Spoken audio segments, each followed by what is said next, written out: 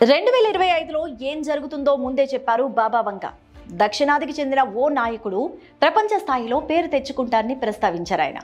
లేటెస్ట్గా ఆస్ట్రో శర్మిష్ట కూడా అదే మాట చెప్పడంతో ఈ వాదన మరింత బలపడుతోంది. బల్గేరియాకి చెందిన బాబా వంగాకు భవిష్యత్తును చూసే దైవిక శక్తి ఉందని చెప్తూ ఉంటారు.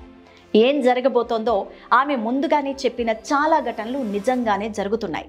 అందుకే ప్రతి సంవత్సరంలో ఏం జరగబోతోందో, బాబా వంగ ఏం చెప్పారు అనే విషయాలపై ప్రత్యేకించి చర్చ జరుగుతోంది.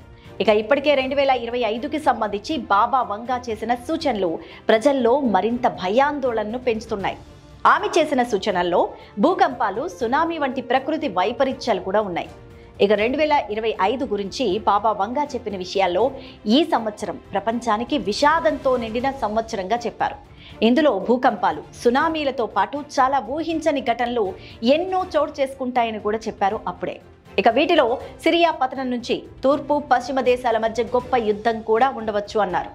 వాతావరణానికి సంబంధించి కూడా 2025ను విషాద సంవత్సరంగా చెప్పారు. ఇక ఈ సంవత్సరం అంతర్జాతీయ మిషన్ ద్వారా మానవులు ఇతర ప్రపంచాలతో రిలేషన్స్ పెట్టుకుంటారని కూడా చెప్పారు.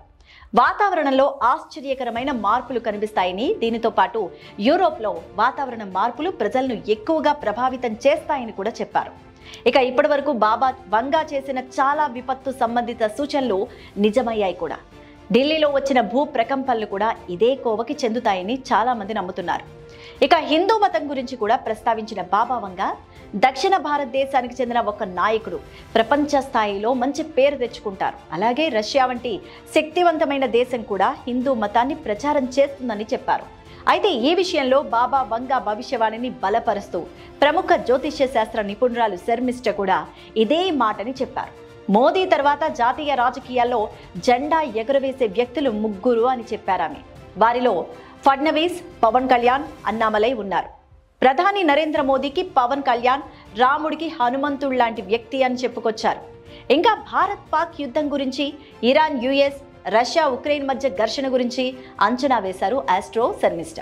ఇంకా 2029 తర్వాత నరేంద్ర మోదీ ప్రధానిగా కొనసాగుతారా? అమిత్ షా, యోగి, కేజ్రీవాల్ వంటి ఇతర రాజకీయ నాయకుల భవిష్యత్తు గురించి కూడా శర్మిష్ట మాట్లాడారు. అయితే ఎన్ని చెప్పినా సౌత్ నాయకులు, ముఖ్యంగా తెలుగు వారి కాన్సన్ట్రేషన్ మొత్తం పవన్ కళ్యాణ్ గురించి ఆమె చేసిన కామెంట్స్ దగ్గర ఆగిపోయింది. మొత్తానికి అప్పటి బాబా వంగ, ప్రస్తుతం ట్రెండింగ్ లో ఉన్న జ్యోతిష్య శాస్త్ర నిపుణురాలు శర్మిష్ట ఇద్దరూ చెప్పిన ప్రకారం అయితే భవిష్యత్తులో మోదీ తర్వాత పవన్ కళ్యాణ్ జాతీయ రాజకీయాల్లో ఓ వెలుగుతారు అన్నది తెలుగు రాష్ట్రాల్లో చర్చనీయాంశంగా మారింది.